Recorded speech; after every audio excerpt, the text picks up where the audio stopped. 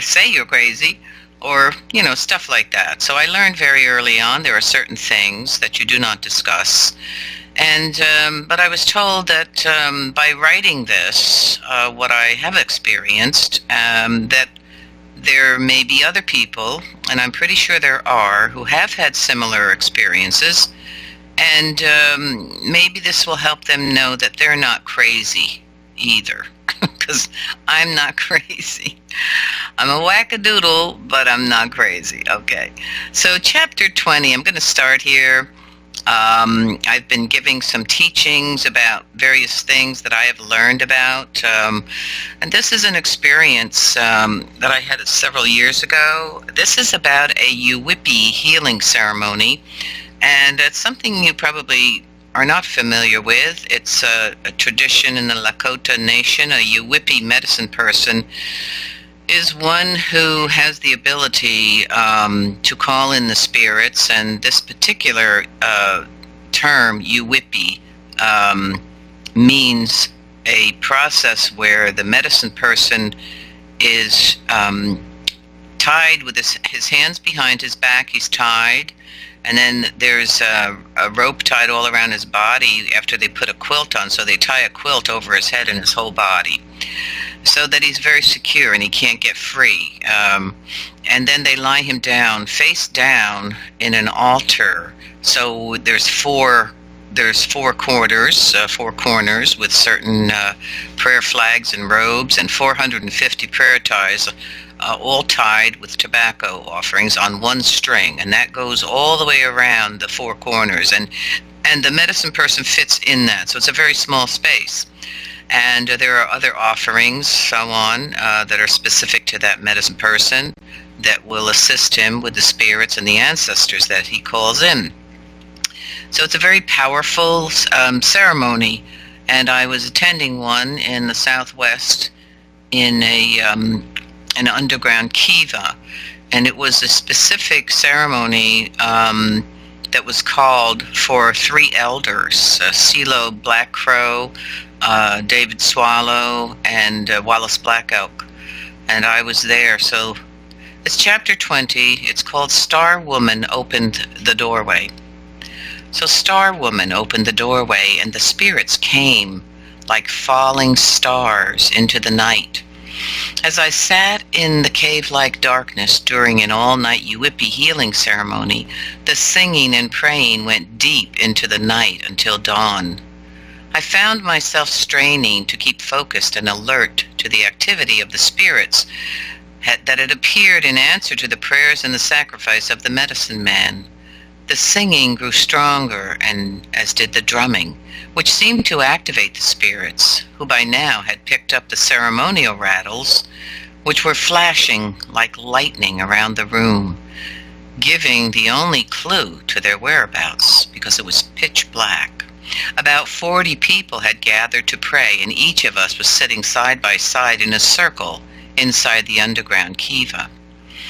As the night wore on, the small space grew hot and stuffy. The singing continued for hours, and occasionally a spirit who had earlier picked up one of the small Yuwipi rattles would come close to us and holding itself at eye level as though checking us out, at times even hitting the wall above our heads, which was a very humbling experience. At one point, I felt a cool breeze against my face that felt as though someone were fanning me, and then the sound of wings became audible, and those of a large bird as it flew around the perimeter of the kiva. The darkness held no visible image, yet I sensed that an eagle spirit had arrived. And as the ceremony was about to end, the spirits went to each person in the room and touched them. I heard the sound of the rattles and saw flashes of light, and as they approached, I felt a gentle touch on my face, such as that of a grandmother who might caress a child. And during another Yuwipi ceremony, the medicine man told us that some of the spirits that come to help him are very ancient grandmothers. Other spirits are mischievous and take the drum sometimes and beat on it. And during the ceremony in the kiva, we were told specifically to pray for the native elders we were focusing on, to make sure that when the time came, that our prayers did not include our own personal issues. So there was the time that every person in that room, the 40-some people, could speak out a prayer. But the prayers, it was noted, must be for these 3 elders, not for your personal issues. So as people prayed around the circle, the spirits moved around the room, stopping in front of each person as they prayed, and one of whom began a long personal discourse, and immediately a spirit hit him several times with the rattle. It was a strong message and a humbling lesson from Spirit on how we need to pay attention. Now, so all of this is done in the dark, and I'm there in the dark, and it came my turn to pray, and I prayed for these 3 elders, and then the next person aside me, and so on. And then across the room, somebody started to pray, and they were talking about their own issues and complaining about things. And that's when the spirits hit him over the head with the rattle. So sitting there listening to that, it was pretty intense. I don't think it was a very fun experience for that person, but yeah, we were all given the directions, and I guess he wasn't listening. But it is important to pay attention. So when seeking a deeper connection with Spirit, we must pray to the Creator Great Spirit, who sends the spirits and the ancestors to help us. If you want help and a deeper communication, you have to place yourself where the spirits are. So taking part in sacred ceremony is one way of opening communication. Spending time in nature is another way, and making tobacco offerings or placing tobacco on the earth opens communication with Spirit. When we are praying for help or guidance, it is important to ask the spirits to be gentle with us, and also to offer gratitude for their having patience. And most of all, it's important to pay attention. And why I say ask the spirits to be gentle with you, because if you're asking them for help or change or healing or guidance, you really want to be specific, and you do want to say, be gentle with me. In other words, sometimes we ask for things or pray for things, and it could be a really rough time. The experience could be very challenging, and that's why I always say, just ask the spirits to be gentle with you in this process. So, all right, I'm at chapter 21, and this is about sacred tools. Spiritual consciousness is being fully awake and aware of your surroundings. In relation to sacred tools, it is the ability to not only recognize and commune with the spirit that resides within that element, but to gain knowledge of the proper use of these medicine tools. For instance, the use of stones, crystals, drums, and rattles, or other elementals, will enhance your developing spiritual consciousness. Now, these elements can be used for ceremony, ritual, shamanic journeying, clearing, healing, and even grounding. And did I mention dreaming? Yes, they can be used for dreaming too. Sacred tools should not be ignored. And in order to build a relationship with the spirit that resides within that tool, it is important that you sit with them often. You could create an altar where sacred tools are displayed or kept in a good way. It's respectful to spirit and shows our desire to be connected. Daily use of these tools through prayer, song, and even chanting will help align you with the spirit and also develop your powers of perception, clairvoyance, and telepathic abilities, and also will heighten your mystical experiences. So when using sacred tools, make sure you are not disturbed by egoistic thoughts or outside disruption. Practice becoming aware of the particular vibration, for instance, when using a stone, a crystal, or sitting before a tree. Calming yourself and focusing or meditating and holding a focus helps to bring on an altered state and a deeper connection with spirit. To open the portal to achieve spiritual connection regarding a specific place, use the same methods of focus and concentration.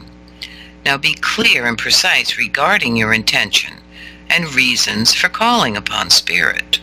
Because there are always spirits present in nature, you can use these methods of communication anywhere, in the woods or near water, and you might use a formation of crystals or leave gifts for the spirits who reside in nature. And I don't work with crystals. I work with stone people, sacred stone people, which are not crystals. They're specific stones that have been, I guess you would say, have come to me, and they may have a certain shape or certain elements within them. And these would be specific. Some of them are dreaming stones. Some of them are healing stones. But you have to find out what the stone, the sacred stone, is to be used for. And you do that through learning to be quiet and be still and communicating and being open to the spirit of that element. It will tell you what it is to be used for. Crystals have a different frequency. And they are definitely used, and they have been used by ancient people. It's just something that I am not drawn to. And as far as leaving gifts for the spirits and the ancestors, that's very important. You can feed them. We call feeding the ancestors. We leave them little bits of food. We have a spirit plate in our house where before we eat anything, we feed the spirits. And why do we do that? Well, I've gotten a lot of help, a lot of guidance from the spirits, from the ancestors. So it's a way that we take care of them, you could say, or the way we honor them, or we respect them. Because when we're calling on our ancestors or spirits, and they come and they do help us and assist us, the way we can pay them back is to make an offering of tobacco. Some people use cornmeal, depending on the nation you're from. But this is a plant that is very significant, and or little bits of food. So it is important to feed the spirits. So you might use a formation of crystals, as I said, and that's something that I can't help you with because I don't work with crystals, and there probably are many ways that you could find that out. But I do know by the Kogi Mamos in the Sierra Nevadas use crystals to purify and clear water. They use a lot of different elements. So it's important to visit sacred places and seek out unusual stones or trees or plants. In other words, don't, I'm going to say it's not about a thinking process. It's not your, well, I'm going to go find a stone. I'm going to go find something special. I'm going to go find. It's really being present and being consciously aware of your environment. The stone people that I work with as a keeper of a stone bundle, they have found me. It was just that I was paying attention.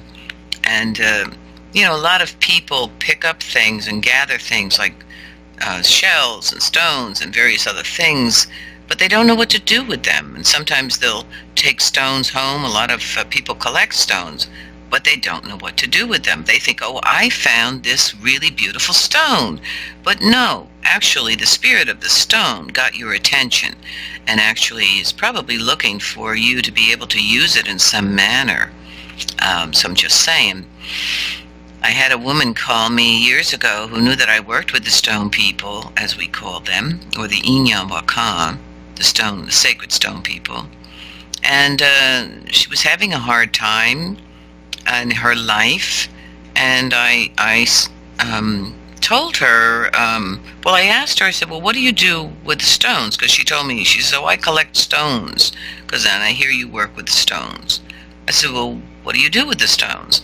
She says, oh, some are in a box or some are on the shelves. I put some outside. I said, okay, well, I'm going to suggest to you that you put all of the stones, the ones in the closet, in the box, the ones on the shelf, everything, just take everything outside. Put it on the mother. Let it be there for several weeks. Let it get the full moon. Let it get the rain. Let it get the sun. Let those stone people, be revived from the mother and all the elements. And so I said, and then call me back, and we'll see what's going on. So a couple weeks later, I did get a call from her, and she said, I can't tell you how that changed my life. She said, I can't believe what happened. So when she put the stones out, things started to happen. And I did tell her, I said, then I want you to walk now over to where those stones are. I just want you to look at them, listen to them, feel them. One or two or maybe even more of those stones want to work with you and want you to work with them. And so here's what's happening. So she brings these sacred stones or these elements from the earth, and she puts them in a closet or in a box, or she sets them on a shelf and doesn't pay any attention to them anymore. And so it's almost like when you have a plant, okay? When you nurture your plant, you talk to your plant, you feed your plant, you water your plant, okay? It blooms and it starts to give off a different vibration. You have a relationship with the spirit of that plant. Well, if we want to have a relationship with the Mother Earth and all of nature, which is our original nature is to be in that connectedness with all things, that's how you do it. So it's not like you're looking for a perfect stone. It's like go out on the mother and just be there. Listen and feel. Perhaps there is something, an elemental, a spirit that wants to connect with you. So I just advise that. It's a good thing to do if you're interested in developing your relationship, your spiritual relationship, and your conscious awareness. So it works like this, focus your intention upon a particular element. Listen to it. Commune with the plant or the tree or the spirit of an animal. A strong feeling, an auditory sensation, sensory, visual, tactile awareness will indicate a spiritual presence. Be humble and be grateful and ask questions. Listen for the answers and stay focused. Be still, quiet, ask for guidance. Request only those who are from the light to enter your realm. And again, I always say this is not an intellectualizing thinking process. This is about developing your sensory gifts. It's good to offer a pinch of tobacco or some food or cornmeal in gratitude and being dedicated to your achieving clear communion. This in time will create an alignment with guides and spirits. Singing with the spirits. Recently, I, along with several others, went into the nearby mountains that had been known by indigenous people of this land to be inhabited by the spirits and the ancestors. It is a very special and beautiful place. The mountain had been deeply cleaved by the force of nature, which left a myriad of descending waterfalls and over the course of time had gouged deep, silent, frigid pools that were overshadowed by dramatic rock formations. It's a very special place. I've spent a lot of time there. And several of us took a hike up into that clove and we went to a waterfall. So as the day began to shift downward into night, we silently made our way into the depths of the clove. We found a perfect place to sit down near a waterfall. Our intention was to be in gratitude for the beauty all around us and to be open to all possibilities. And that right there, be open to all possibilities, is a good way to start. If you have any doubt or you block things or you have like, well, I'm not sure this is going to happen or this is pretty crazy, well, you're not going to have anything happen for sure. So be open to all possibilities. Just relax, just be present. So as night came, the forest grew darker, and our awareness increased to the degree that we each began sensing a dramatic shift of energy around us. As we became enveloped in total darkness, we lost our ability to see. No longer able to discern our visual surroundings, we noticed an increase in our auditory abilities. So when the brain is no longer able to receive visible information, then it begins to stimulate all other sensory abilities. And it's not only your hearing, it's sort of like around you, like maybe your skin starts to prickle, or the hair on your arms stand up, or you just have a sense of something. So without the visuals to focus on, then everything else becomes stimulated. So what happened was the roar of the waterfall incrementally increased. It seemed to become even more powerful, and each of us at that moment experienced the mysterious sensation that the waterfall had actually moved closer to us, or perhaps we had magically levitated across the darkened waters and came closer to the cascading falls. We remained silent for a time, and we began to hear something that was, I can only describe it as a sweet, delicate humming. I realized that the water spirits were singing, and we began to harmonize in unison with them. With the sounds were like ascending and descending. I can only describe it as ah, o, and e, which are very interesting because the ah sound is the heart chakra, and the o sound is the center, or the hara, sort of in the belly button area, and e is the third eye, a sound. So it was like ah, o, e.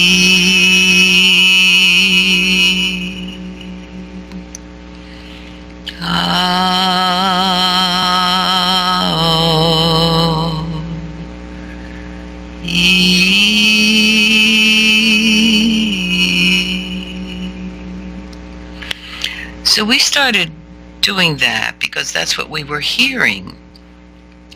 So our voices flowed across the water from our circle where we were sitting and merged with seemed like angelic sounds of the waters.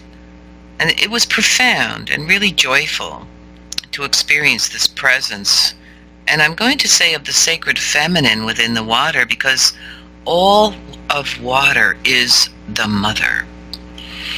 So that night in the sacred mountains of the Manitou, which the mountain is called, we were filled with peace, and we knew ourselves as one with all of nature.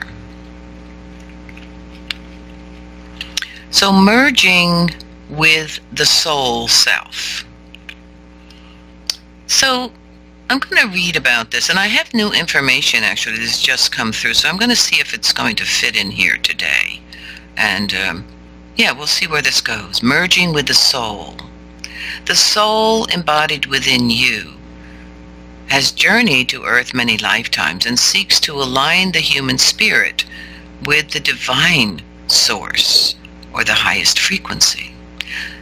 The soul spirit's greatest challenge is to shift our present earthbound experience into alignment, the part of us that has been influenced by fear, hatred, and greed, and that has invaded and consumed every level of our being. And I call that the earthbound experience because, of course, there's ego involved, there's issues, there's trauma, fear, greed, and all these things. So this process is the most direct course to our attaining enlightenment and our fulfilling the soul or spirit's original promise, which I do believe we kind of agreed to participate here in this realm, in this earth realm. So yeah, what is that? What's your original agreement or promise in order to become a spiritually conscious human and to be, I guess you'd say, elevate your frequency, to become spiritually conscious, to be spiritually aware, or a more of an aware, awakened person? When you do that, when you're able to align yourself with these frequencies, something starts to shift within you, And not only do you feel differently, but it's healing your body as well. So to gain spiritual consciousness, we must understand Great Spirit's relationship with all of humanity, and also recognize the existence of spirit in all things. We must be willing to embrace those of that mysterious realm as a significant part of the sacred web, as we ourselves are also part of the sacred web. Now, to begin, we must be open to all possibilities, and I've said that before, and then to expand beyond limited perceptions that were formed according to others' beliefs and how we regard the world that we live in. It is to our benefit that we develop expertise in the way in which we use the tools of discernment in all matters, especially regarding spiritual communication, and whether we choose to be a conscious participant and in harmony and right relation to all of creation or not. Again, it's how are you going to participate? What are you choosing? How are you using your free will? Now let's talk about spiritual consciousness. Now these are things that have been downloaded to me that I'm sharing with you. And I always say, take what sings to your heart spirit and see how it feels to you. I think every time of the day, this particular time, whomever that is calls me on the phone. Sorry for that intrusion. Okay, so spiritual consciousness, what is that, It's realized by developing a particular state of mind to be incisive and aware of the sacred in all things. It is a way of life that we are free to choose or not. Spirit is always present, yet we are often blocked from receiving guidance by our mind's constant chatter. And sometimes even doubt. In our indigenous cultures, they knew and believed, and I think their experiences told them and showed them there is a spirit within everything. So there are many who doubt the existence of the mystical, the transcendent, while others fear the supernatural and disbelieve that spirits are inherent in all creation. And some of us have been trained very well to be fearful of this. The practice of becoming spiritually conscious is opening our hearts and our minds to all possibilities in order to have the capacity to perceive what is behind and beyond this known reality, or what we believe is reality. So we can train our eyes to see beyond and in between what we initially see or what our eyes show us at a first glance. Now, most people don't fully observe their surroundings due to the mind feeding them all sorts of information, that has nothing to do with that moment or what is real. Also, we perceive our surroundings from habit and what we have been trained to see, as beliefs are imprinted in our minds. So we believe what we have been told is real, not realizing that there is an unknown and mystical world all around us. And due to false beliefs impressed upon us early in life, the increase in technology and our busy lives, our sensory abilities have been deadened, numbed, as it is with any gift. When you're not using it, it will not function to its fullest capacity. When we recognize the presence of spirit in all things and take steps to open ourselves to receive their communication, our sensory gifts become heightened. For instance, when listening to the song or call of a bird, if you pay attention, you may receive the hidden message from the spirit of that bird. When practicing communing with the spirit of a tree, our focus should be held steadily upon one part of the tree only, making sure to not be distracted by intrusive thoughts. And I just want to explain that a little more thoroughly. I guess I've learned this from early childhood. I spent a lot of time outside and in nature. It was sort of like the my sanctuary, was where I was supported and helped, and I felt safe out there. So when sitting quietly, just find yourself a really comfortable space, because you don't want to be moving around a lot. And I would just sit there, and I would just be present, and I would feel things, I would hear things, I would see things, and that were not your ordinary experiences. But I would focus on a point or a place in the surrounding woods, for instance. Let's take a tree. So I'm sitting near a tree. A tree could even be in the distance. It doesn't have to be, you don't have to be on top of that tree. It's probably better to be a little bit removed from that tree so that you can observe the surrounding area. But hold your focus on one place, one little point on the trunk of the tree, for instance, or maybe up in the leafy area. Maybe there's a little leaf that is brightened by the sun, or brighter than the others. Maybe there's an opening where you can see the blue sky beyond, but there's the opening and surrounding that. Maybe on the trunk there's a different color, or maybe a shape that catches your eye. So you sit there and you just sit quietly and you just hold your focus on that one point. And you can kind of like squint your eyes just a bit. If you do that, something starts to happen in the surrounding area. Nature starts to shift. A vibration may appear. Things start to shift into something entirely different than, I guess, what you'd ordinarily see. So what you are seeing is the frequency or the life vibration of the nature that you're looking at.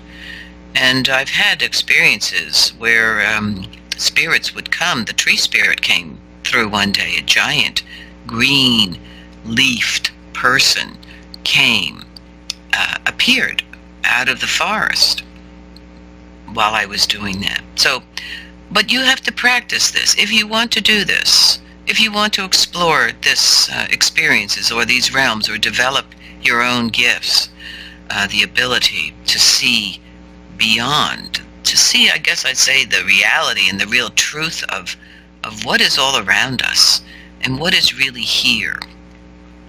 So that's just when I say just, hold your focus. Yeah, just say that. And so let me see. Did I lose my place? No, I did not. Especially also listening to a bird. I did say, when you're listening to the song of a bird or the call of a bird, if you just listen to that one sound and hold your focus on that sound and don't let anything else interrupt it, okay? Yeah, I see there's a question coming up. I will work to get to that. Thank you. So again, I want to say this is a practice. So practicing communing with the spirit of a tree, and I said that to hold that focus, we must practice holding our intention to see beyond the literal description of what a tree is, right? Because we're trained to know a tree is a brownish gray, rough-barked tree with green leaves. And what we have been trained to believe is nothing other than just a tree. But spiritual consciousness is seeking deeper knowledge beyond what society deems possible, and allow ourselves to become one with and merge with the energy of the tree. Practice this by opening all of your senses. In order to view the elemental spirit of the tree, the plant, or the animal, you have to be observant and cognizant of the living sentient world around you and be open to receiving a new experience. So by holding your gaze for long periods of time and staring directly at a particular object, being open to all possibilities, you are developing your spiritual consciousness, your spiritual awareness. Now, this practice often will create a visual shift, as I said, as I described, where the life force or the frequency, the spirit of the tree or the animal, which often appears as a vibrational energy, becomes apparent to you. Now, this practice will allow you to view the web of life, and I'm talking about the web, the real web of life, You may often hear people say the sacred web or the web of life. Well, it is not just a concept. It is real. It is actual. It is real. And I have seen the web of life. So, okay, chapter 22, a time of challenge, but just hold on a second because I just want to see. I think I received a message from Neo. Okay, what is the best way, in your opinion, for healing trauma? Well, yeah, that is a very important question, and I have to say that that is certainly a process that isn't so easy just to speak to in this moment, but I will say that one thing that I say to people is to identify yourself as sacred, that you are a sacred child. When I ask that question, if you can't connect with that, if you are far removed from that, well, that would be your work. How do you identify yourself? Because on the other side of the sacred child is all the download of I'm a piece of crap, I'm worthless, I'm no good, I'm not good enough, I'm not lovable, I'm not this, I'm not that, and I am a piece of whatever, I'm stupid, that's all on the other side. It's a ton of information, it's a ton, and I call it brainwashing. It's a level of severe brainwashing. So on the other side of all that list of the core beliefs, the brainwashing beliefs, is this one piece. You are a sacred being. You are a sacred child. Everyone, before you came here, when you came in as this sweet, pure, divine little being. You had no prejudices, you had no hate, you had no self-doubt, you had no self-loathing. None of that existed. Instead, you came with this purity, this original essence, I call it. It's this essence of I guess if you observe a child, a little child who is fortunate to be in a healthy environment, let's say a healthy parenting, and I'm going to say the percentages of that are slim in most societies. I have worked over 30-some years with people of all different types of people, men, women, didn't matter the age, it didn't matter their heritage, it didn't matter. They all have the same core beliefs. We all have the same core beliefs with the list that I just gave you, and there's more. And I thought, wow, this is a conspiracy. How does that happen? How does that happen? So what we're talking about is a societal brainwashing. We're talking about a systematic brainwashing of the citizens. Okay, and they start you very, very young. Well, your parents endured that. Your parents endured that, and your grandparents endured that. And so that system is messed up. They don't cherish children. Okay, there's no cherishment there. Every little person should be cherished. Every little person should feel safe and cherished and loved, and to be able to express themselves, their original essence. You know, you look at a child who has that, they are awesome.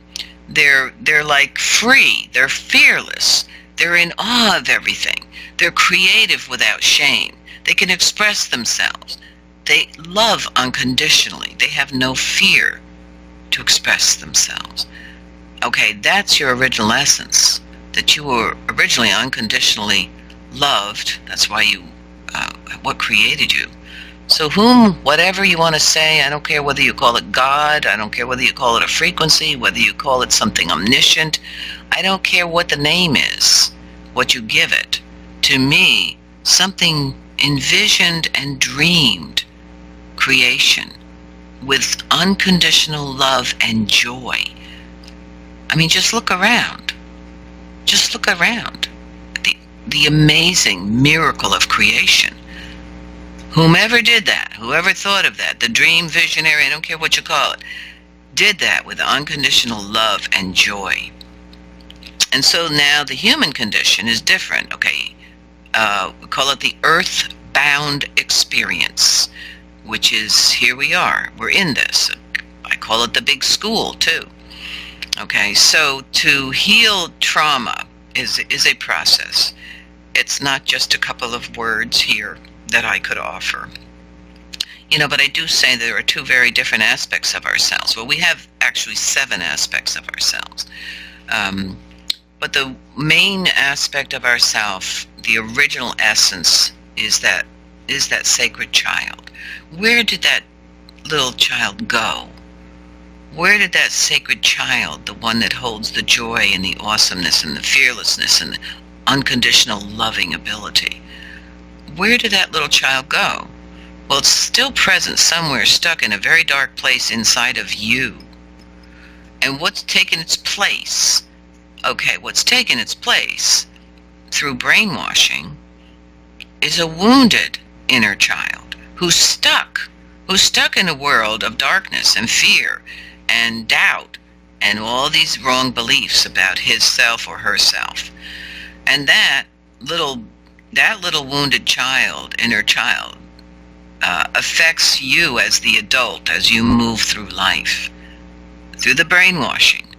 When the brainwashing happens, sometimes you act like a child. Sometimes we act like the child because we are merged with that wounded child. So this is a whole study. It's not such an easy thing. But if you just focus on, okay, first of all, you have to believe that there's a spirit embodied within you. Okay, if you don't believe that, okay, then maybe that's a big leap for you. Maybe that's a big problem. How are you going to identify yourself and claim who you really truly are? That you are this sacred being, a sovereign being who came here without prejudice, without self-hate, without self-loathing. Okay, that you came pure, loving.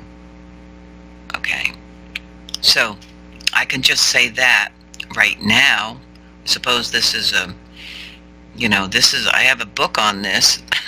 I could read this. I could read that book next after I finish this. Okay, so this is, I hope that helped you a little bit. I know it's just it's a tiny drop in the bucket here, but thank you for asking the question. So this is chapter 22, a time of challenge, and yep, we are here definitely in a time of challenge. And many of us are being pushed, prodded, and pulled toward our destiny. So many of us are being drawn to break free from patterns that no longer serve us. So isn't that interesting? I come to this chapter just after you asked that question. But yeah, we're being drawn to break free from these patterns that no longer serve us, and are called to spread our wings and to fly free, to break these chains, to at last fulfill our original promise, okay? And that's a whole story. Do you think you made an original promise? I guess you'd say, well, what are you here for? What is your participation about here on this earth, this timeline? So it is time for discernment, clarity, and decision-making in relation to the guidance that we are each receiving. If you are called to meet these challenges and to change your life, those around you will also be affected, and they may feel threatened, and they may feel insecure. And that's what's happening in a lot of our relationships and our families. They don't understand why we are doing what we are doing. So it is important to understand that the choices we make in relation to our personal truth and the soul's journey may very well bring an experience of isolation and loneliness, okay, where we might find ourselves plagued by fear and doubt. So we must realize that others cannot follow our path or our life's purpose, as we cannot follow theirs. Now, this does not necessarily mean that we must separate ourselves from those we love, but in order to fulfill our purpose, we must continue to be open to change and be willing to explore what might seem at first threatening to our comfort zone. There will always be consequences to the choices that we make, and if we decide to not answer the call to fulfill our soul's purpose, we might find ourselves hit by a 2x4. That's like Spirit's way of getting our attention and forcing us out of our comfort zone. If we ignore Spirit's guidance, eventually our own inner spirit will slowly begin to wither and become weaker. We would perhaps feel unfulfilled then. We might experience even a deep longing. So those who choose to ignore signs calling for change and for healing and to start to take charge of their lives may often experience this unfulfilled longing. They may hide by continuing their fruitless search. In other words, people are searching everywhere. What's going to fill me up? What's going to satisfy me? And filling their lives with non-essential activities. So we can often recognize those who have neglected to listen to spiritual guidance and make necessary changes as those whose spirit is on the decline, experienced as the slow demise of the spirit's vibrancy and joy of life. If our love true nature and their original self. And here's a divine plan. I'm going to talk about this part of this chapter here, a divine plan. And this is, again, my perception of things. So I feel that there has always been a divine plan, and that we are participating in this. Like you could say, some people believe in reincarnation, or maybe not, but I'm going to speak about that. So I've had experiences of past lives. Maybe some of you have as well. That we all have a purpose. All humans are an essential link to fulfilling this plan. With each time we come through, or each incarnation, we have an opportunity to experience life in varied ways. We may choose to be born into different cultures, for instance, or choosing life as a male or a female, possibly. We choose to experience the life that will best advance us, or at least that's maybe the plan. However we choose, each advancing lifetime we will be met with challenges. Hopefully, we will gain enlightenment. It is crucial that we recognize our purpose, which I would say is the spirit or soul purpose, and our part in the Creator's divine plan. And that after centuries of failure to raise our vibration and to link with the divine and create a world of peace, that we have yet to achieve this. We must understand that the reason for our return to Earth is to fulfill the prophecy of the return of the sacred feminine. But I also want to add, to fulfill other prophecies, for instance, like the Rainbow Warrior prophecy and others. We return full circle to link all of humanity into the divine flow of higher consciousness. And this timeline, by the way, is another prophecy of the age of enlightenment, which is a higher consciousness, and to enjoy the opportunities given each of us. Now, we can choose to either create balance, harmony, and peace in order to transcend the fourth hoop into the fifth world of peace, or choose to continue aligning with the lower vibrations of greed, ignorance, hate, superiority over all that had originally been created as sacred. We can no longer continue our destructive ways and expect to transcend into the fifth world of enlightenment. We must now meet the challenge of the chaos we have created through each level of incarnation to this point in time. And we know that's another prophecy, you've heard me speak of this, is the chaos, prophecy of chaos rising, and also the behavior of people that will shock us and stun us, and we are right in the middle of this prophecy here. But we don't have to stay here. This is the whole point of raising our frequency and coming into the heart spirit, or compassion and love, which are high frequencies, which shift you out of that energy of chaos. Our entering into the fifth hoop of peace, or fifth world of peace, is part of this plan for all of humanity, although There are many who may not recognize their part or even their soul's quest. The prophecy of our fulfilling the divine plan was meant to bring each of us through the earth changes and cataclysmic events that we are presently experiencing. And it is essential to begin the process that will create balance on the Mother Earth once again. And this is, I guess, when you feel at peace, when you feel loving and compassionate and at peace and are not reactive and freaking out and jealous or judgmental, well, you're changing your experience, but it's also reverberating out from you, that central point, and affecting all. So, and that's the balance. We have to find the balance within our own self first, balance and harmony and inner peace within our own self. And then that affects the whole of what we love, which I feel is the Mother Earth and this creation. And I think that's the part we are all meant to be participating here.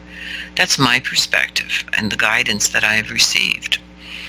So when we learn to transcend weakness, ingrained negative beliefs, hate, jealousy, greed, superiority, prejudices, violence, and war, and instead practice compassion, forgiveness, unconditional love, acceptance, and tolerance for all.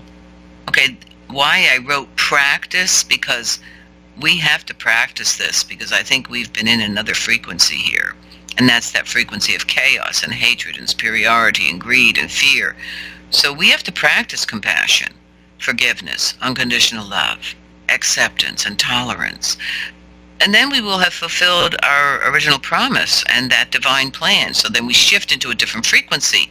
Only when harmony is present within us, and that vibration, that frequency, will we enter into that fifth hoop of peace, which is a whole other frequency altogether. And we are being tested, severely tested and pummeled deliberately with all kinds of crap. I don't have to get into what exactly that crap is. I think you all know, but we are being really, really pummeled and put upon and pressured on so many levels so that we don't elevate our frequency, so that we don't shine or that we don't fulfill who we really truly are and feel that inner peace and that power, empowered, because we are not powerless. So the universal law, or Creator's law, declares that all things are meant to be. Now that's kind of hard, isn't it, to accept? Okay, but this code clearly shows the significance and power of the decisions and the choices that we make. We are each being given a chance once again to seek an understanding of the soul's purpose, why we're here, as intentionally seeking and engaging in whichever challenges that are present, that are hitting at us. Now the quest is to expand and to grow, to bring enlightenment, and to, most importantly, to bring about a peaceful existence sought through each time we come. Within this lifetime, we have been met with great challenges, and the agreement is to return to this sacred grandmother's ways of respect. I'm talking about the grandmothers, the indigenous grandmothers, the ways of respect, balance, and care for all humanity. And yes, stewardship of the mother and all life. You know, we are all part of the sacred hoop, and we are all part of creating life. And this experience through personal choices and our soul's agreements. Maybe we're all here because we all made a soul agreement. I don't know. I know we're all significant, that's for sure. So, I've got 3 minutes, so I'm going to have to stop. I'm going to have to stop right here. And next week I'll be talking about this present time and what's happening as far as this incarnation. And keep moving on. I've got more to share with you, and I hope that, you really receive something something today from my reading. I really appreciate everyone here. Thank you. Oh, Joan, thank you. And Elaine and Gemmas, Neo, Red, and Stone, Troy, Huge, and Van. Thank you so much. And Stone, you'll be coming up after me. Stone Hobbit. Stay tuned for Stone Hobbit. She's always got some good shows and things to share. So I want to thank you all. Thank you so much, Van, and everybody. And thank you, Gaz, for producing me today. And have a good day, a beautiful day, and